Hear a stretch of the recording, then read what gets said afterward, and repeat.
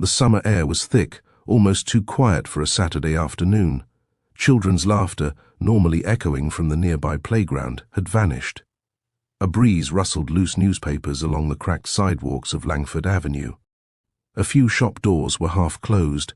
Even the birds seemed to sense something was off. Then came the shouts. "Drop the weapon, now!" 2 patrol officers, both white, guns raised, stood behind open car doors, their weapons aimed at a lone figure standing calmly in the middle of the street. That figure, black, tall, composed, wearing dark cargo pants and a fitted olive tee, held her hands loosely behind her back. She didn't flinch. She didn't yell. She just stood. The tension snapped the air like a wire pulled too tight. "Ma'am, hands where I can see them," barked the male officer, sweat forming on his brow. But she didn't move. Her name was Jordan Ellis. To the officers, she was just another armed suspect. But what they didn't know, what would soon shake their very understanding of danger, was that Jordan wasn't just armed. She was trained, skilled, dangerous, yes, but not to the innocent. She shifted slightly, revealing the hilt of a sidearm clipped securely behind her, her gaze locked on the officers, calm but unwavering. "I don't think you understand who you're yelling at," she said flatly. The officers inched forward, unaware that just minutes earlier Jordan had stopped a potential massacre. She had saved lives, and now her own was in danger because of what she looked like.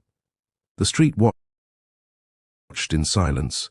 No one stepped in, no one explained. And in that silence, something began to crack open. 10 minutes before the standoff, Langford Avenue had been full of life. A street vendor was selling hot dogs, a teenager played music from a Bluetooth speaker, and a woman in scrubs laughed as she FaceTimed her child. The community pulsed with normalcy. Then the gunshots rang out, rapid, loud, sharp.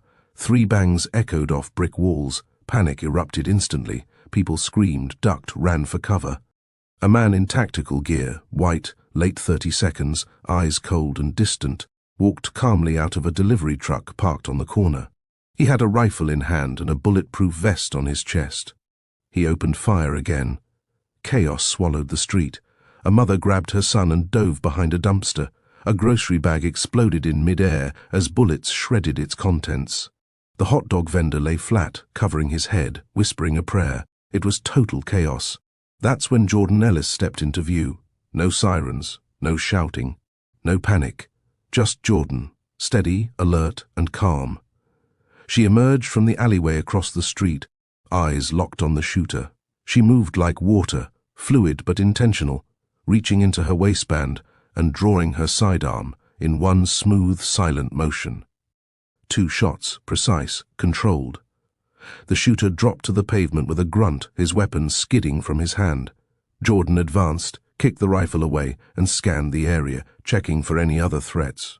Civilians peeked from behind cars and trash bins, stunned, but before anyone could thank her, the squad car came speeding down the block. No one explained what had happened. No one pointed to the man in tactical gear.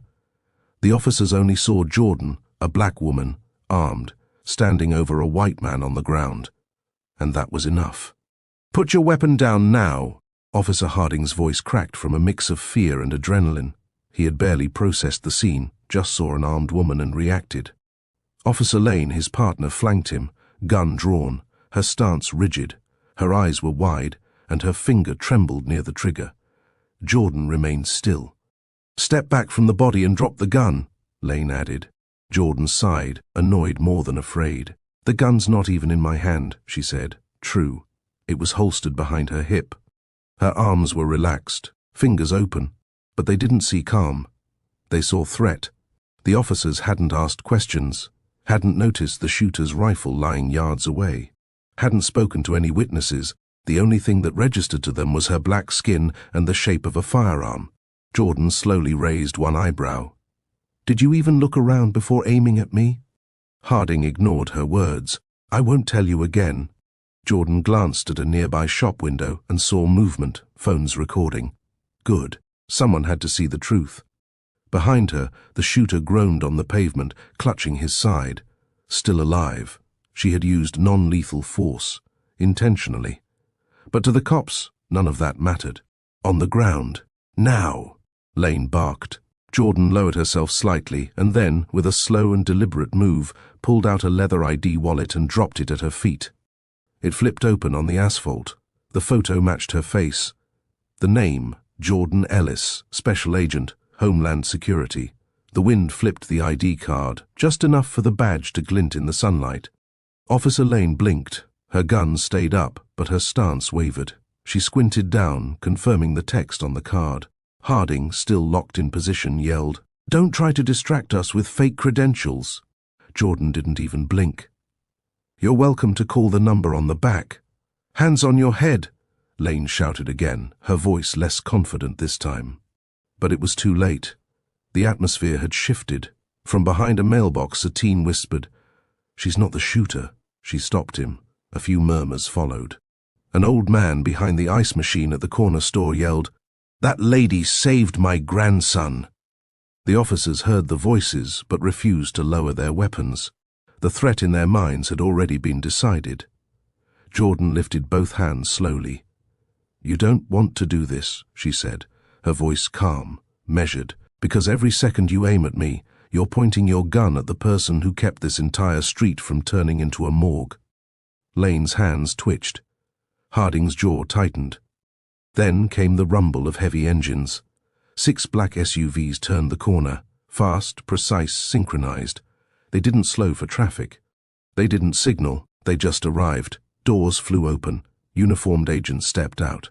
One man in particular strode forward, tall, black, in a full Homeland Security dress uniform. He had a presence that couldn't be ignored. He pointed directly at Jordan. "Agent Ellis," he called. "Status report." Jordan stood straighter, her gaze now fixed on the familiar face striding toward her. "Shooter neutralized. 1 suspect, non-fatal injuries." "Civilians secure," she said crisply. The commanding officer nodded. "Good work, Agent." He then turned, slowly and deliberately, to the 2 officers still holding their guns. "Would either of you like to explain why you've drawn weapons on a federal agent performing her duty?" Neither Harding nor Lane responded. The silence was heavy. People emerged now, cautiously, from behind walls and parked cars. Phones were still recording. Every angle was being captured, every second. Harding tried to speak.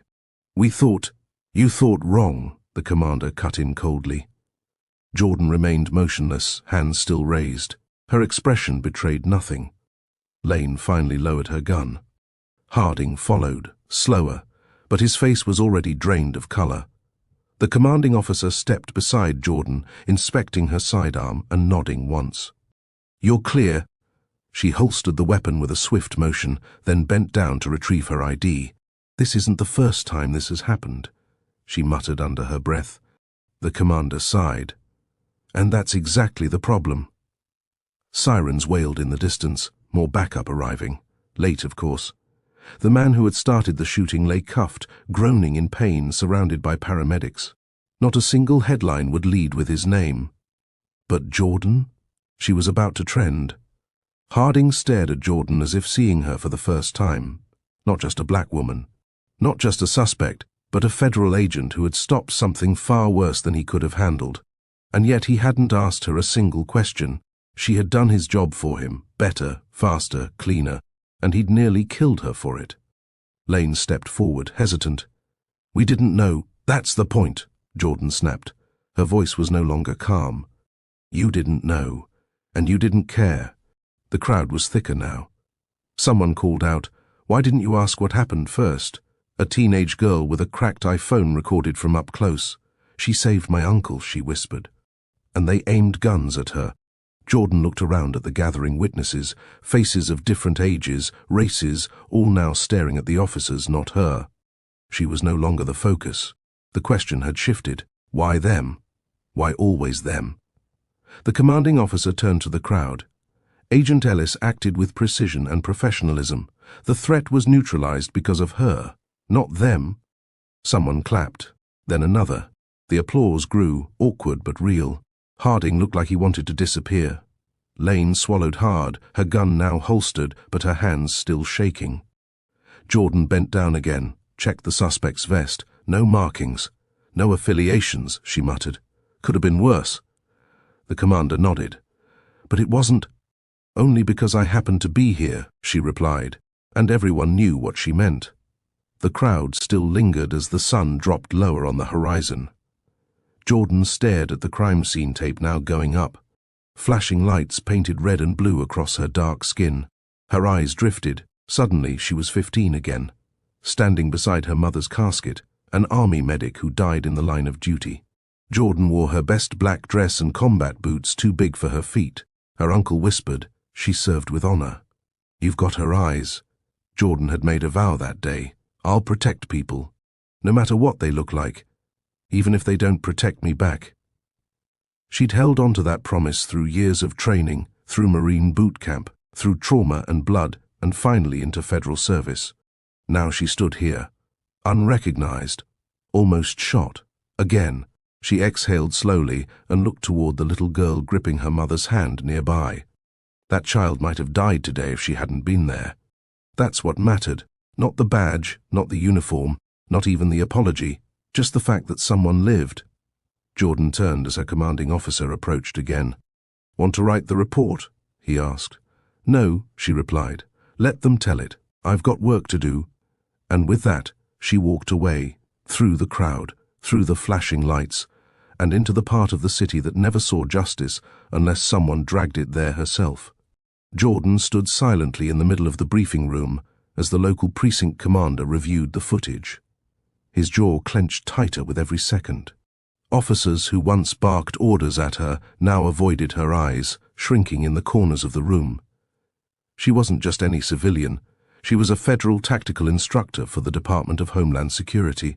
For the past 8 years, she had trained law enforcement in de-escalation tactics, threat assessments, and, ironically, how to recognize implicit bias in the field. She never wore a badge, but she was the reason many did their jobs right. One of the officers, Officer Myers, stood at the back, his face pale. He was the first one to draw his weapon on her. I didn't know," he muttered. Jordan's eyes didn't flinch. "That's the point," she said. "You didn't care to know." Chief Reynolds rubbed his temples. "This is going to make national news." Jordan stepped closer. "It should." She wasn't looking for apologies. She wasn't interested in press conferences or damage control. She wanted change, and this time, they were going to listen, because the woman they'd nearly gunned down could have trained every one of them blindfolded.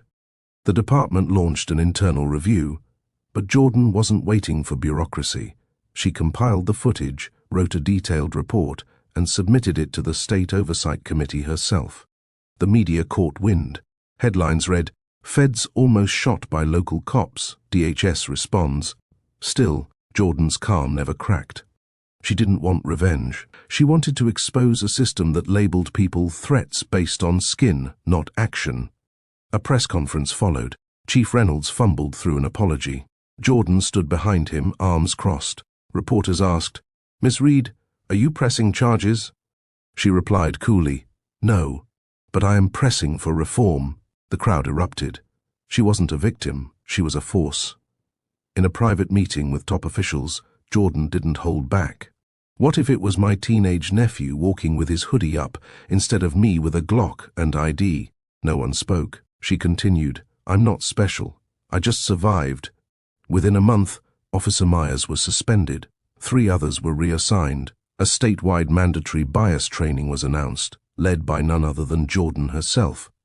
Change had begun, and it started with a woman they misjudged badly. Weeks later, Jordan stood before a new class of recruits. Who here would have drawn on me? Silence. She raised her sleeve, revealing the DHS emblem. "Don't answer. Just learn. Lives depend on it." They listened, every word sinking deep. Jordan returned to the same street where it happened. A boy on a bike rolled by, wide-eyed. "You're the lady from TV." She smiled. "No, I'm the lady who made sure you won't be next." He grinned. She walked on, mission still alive. The badge doesn't make the protector. The gun doesn't make the threat. Jordan Reed proved that power doesn't always roar. It stands, it educates, it survives. And sometimes it changes the world with a steady voice and fearless truth.